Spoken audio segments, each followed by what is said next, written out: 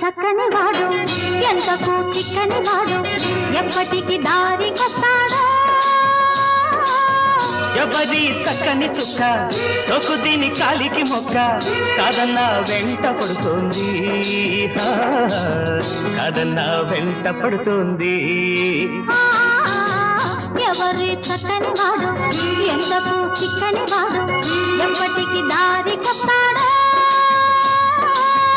ఎవరి చక్కని చుక్క సొకు దీని కాలికి మొక్క